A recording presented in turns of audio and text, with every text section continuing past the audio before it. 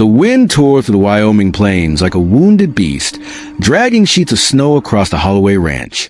The old house stood alone against the storm, its wooden walls groaning under the weight of the cold. Inside, the fire burned low, just a few stubborn embers fighting the dark. Red Holloway stood near the hearth, his broad shoulders tense, rocking his 8-month-old daughter in his arms. Her small cries filled the room, thin and weary, like she was running out of tears. Since his wife's passing, the nights had grown longer, quieter, and somehow louder. Every creak of the boards, every hiss of the wind, felt like a memory he didn't want to remember. Rhett's eyes, once steady and sharp, now carried the exhaustion of a man who hadn't slept through a single night in months. Then, through the howling wind, it came, 3 sharp knocks. Not loud, but firm, hesitant, yet deliberate. Rhett froze, his grip tightened around the baby. No one came this far after dark, not in weather like this. Another knock. He turned toward the door, the firelight flickering across his face. And in that instant, the silence between each knock felt heavier than the storm itself. He shifted the baby to one arm and reached for the pistol resting by the door frame. The metal was cold in his palm, familiar. He cocked the hammer back slowly, his boots creaking against the floorboards. When he opened the door, the wind roared inside, scattering sparks from the hearth. And there she stood, a woman, barely more than a shadow against the white storm. Her hair was tangled beneath a worn shawl, her dress torn and soaked stiff with snow. Her lips trembled, but her eyes held steady. "I can work," she said softly. "I don't want charity." Rhett said nothing. He just stared, his jaw tight, his baby wailing louder against his chest. He scanned the darkness behind her.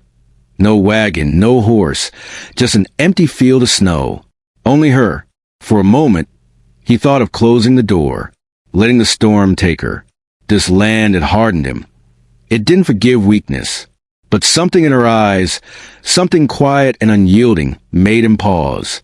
Without a word, he stepped aside. She entered slowly, shivering, clutching a small canvas sack. The firelight caught her face, pale, drawn, exhausted. Rhett said gruffly, "You can sit there." She nodded once and sank near the fire, her hands trembling as she held him out to the warmth. Neither spoke for a long time. Only the crackle of the fire and the baby's soft hiccups filled the silence. Hours passed before he finally muttered, "There's a cot by the wall. You can rest there till morning." She looked up, eyes glinting beneath the dim light. "Thank you," she whispered. He said nothing more. She lay down, still wearing her damp shawl, and closed her eyes.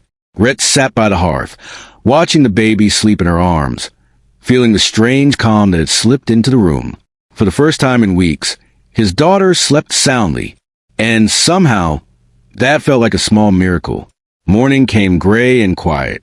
The woman was already awake, tending the fire. Rhett watched her silently, noticing the way she moved, careful, deliberate, as if every action mattered. She made breakfast without asking, her hands steady despite the chill. Rhett said nothing, only ate in silence. By midday, she'd mended a torn blanket, fed the baby, and swept the floor. It had been months since the house had felt this alive. Still, suspicion lingered. "What's your name?" he asked finally. She hesitated. "Clara." No last name. Just Clara.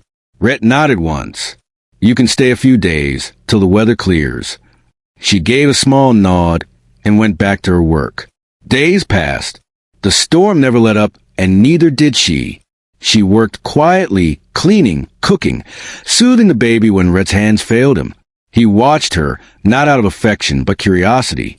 Who was this woman who could carry such weariness and still stand so tall?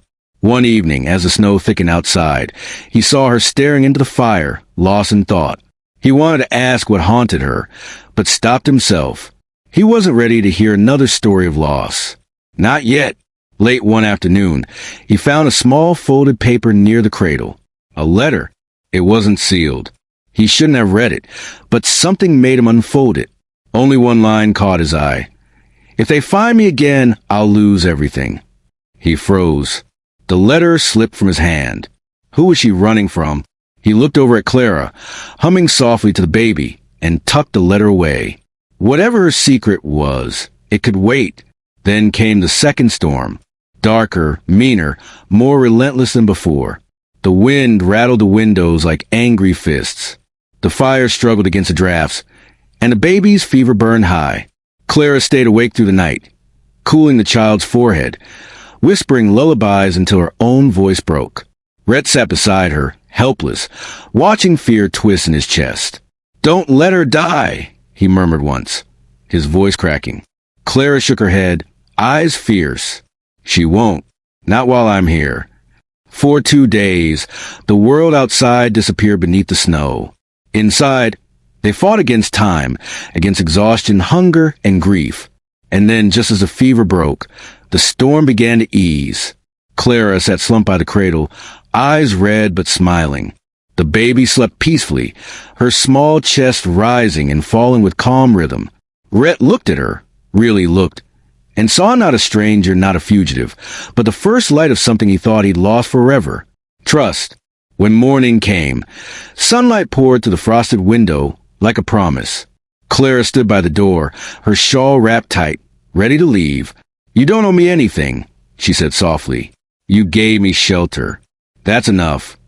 Rhett stepped closer, the baby in his arms. "You fixed more than this house, Clara," he said quietly. "You fixed what was left of me." She blinked back tears, but before she could speak, the baby laughed, a sound pure and bright, cutting through the quiet morning. Rhett smiled for the first time in months. "If you want to stay," he said, voice low, "then stay." She hesitated, looking from him to the child, and then nodded.